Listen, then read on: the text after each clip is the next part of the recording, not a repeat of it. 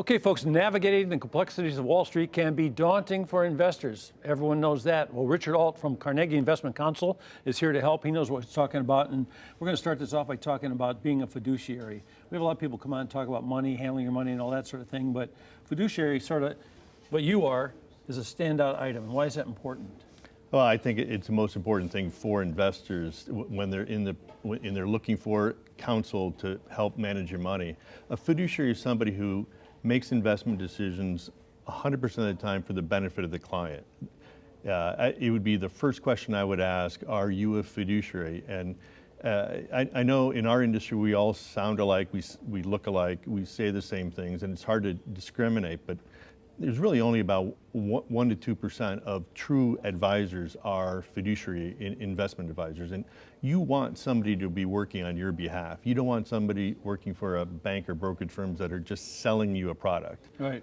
Well, sometimes we talk about annuities, which is an item where people make so much money for selling that product. But in the case of a fiduciary like yourself, you get a small percentage of what they're making. So the more they make, based on your opinion, the more money you're going to make.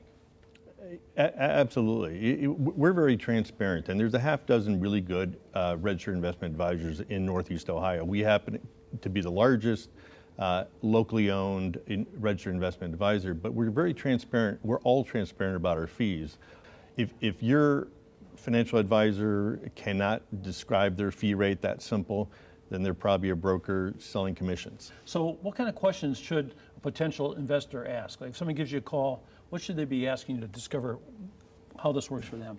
Well, you hit upon it first. Are you a fiduciary? The second is, I think, how you get compensated. You mentioned the difference between just what a clear 1% is. Somebody who's selling index annuities or something might make 5, 6, 7% commission for a 2-hour meeting, selling a product and never do another thing. That would take us 6 years of serving a client to earn that. It's just a different concept. So ask if they're licensed, if they have a Series 6, Series 7, or a life insurance license. It means they're licensed to sell you something. How can investors safeguard their assets? How do they go about doing that? Again, another good point. We think it's imperative to have your money custodied, meaning held at a third-party custodian. A Vanguard, a Charles Schwab, a Fidelity. If you have your assets held at a third-party firm, you won't have the Bernie Madoff situation.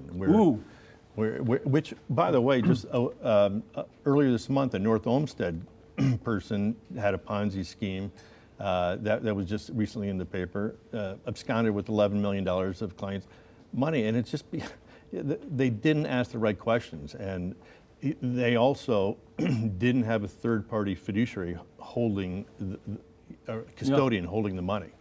Yeah, so sometimes these things boil down to a relationship they think they have with this person, and that's how they can end up being in that kind of situation where the money disappears and the guy goes, oh.